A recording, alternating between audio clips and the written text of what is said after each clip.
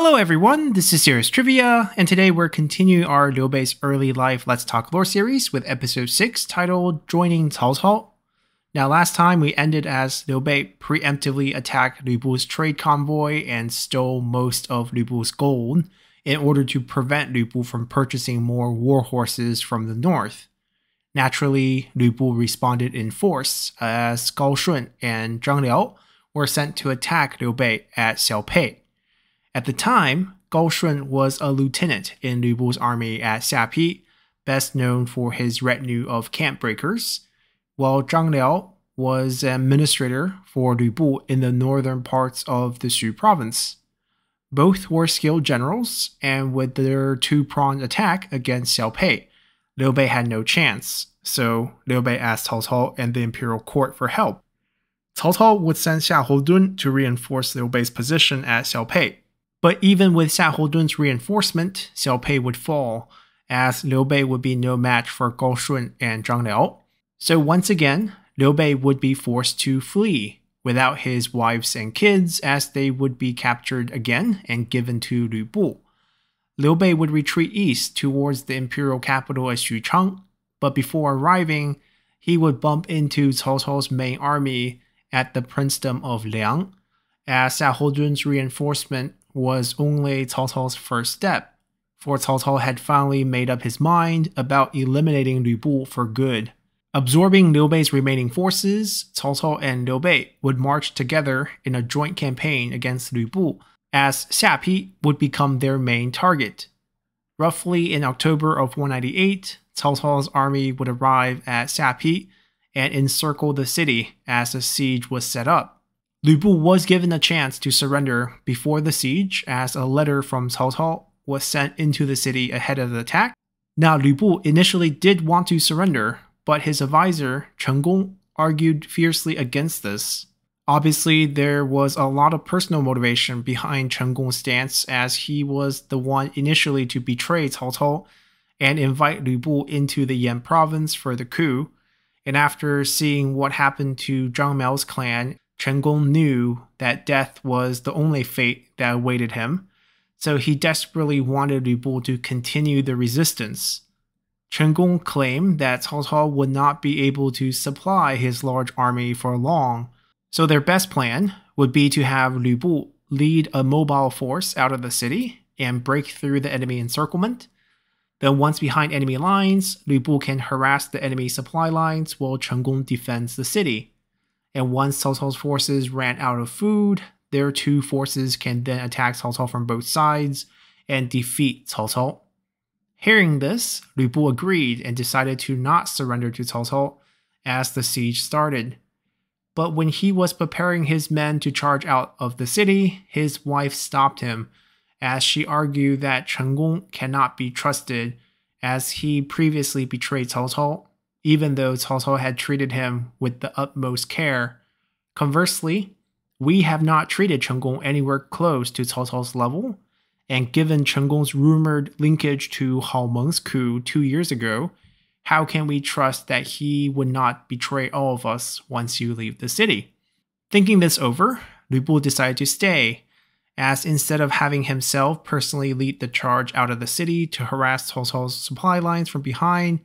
a new plan was put in place where messengers would be sent to Yuan Shu to ask for help. Yet help from Yuan Shu would not come, as Yuan Shu was no longer the power that he once was to challenge Cao Cao's armies outright. So with the siege continuing, Lu Bu led a desperate charge with 1,000 of his cavalry, hoping to break Cao Cao's siege, but the attempt was soundly defeated, as Lu Bu was forced to retreat back behind the city walls and simply hope that Cao Cao would run out of food. But that day did not come fast enough, as 3 months into the siege, Cao Cao decided to break the dams around Xiapi and flood the city. This, along with a rebellion within Lu Bu's own rank, ultimately doomed Lu Bu, as the defenses of Xiapi failed and the city was taken. Lu Bu would surrender, as he would be tied up and brought to Cao Cao.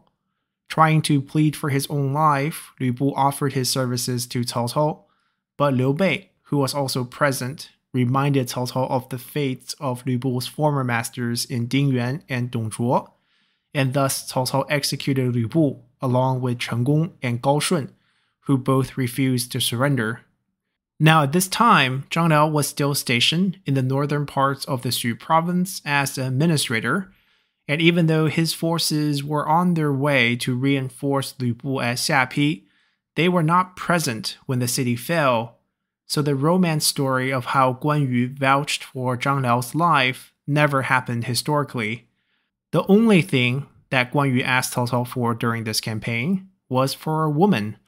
as before the fall of Xiapi, Guan Yu had asked Cao Cao if it would be alright to award him Lady Du as the spoil of war,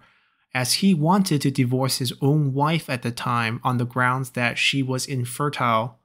Lady Du, as you see, was the wife of General Qin Yilu, who was an officer under Liu Bu.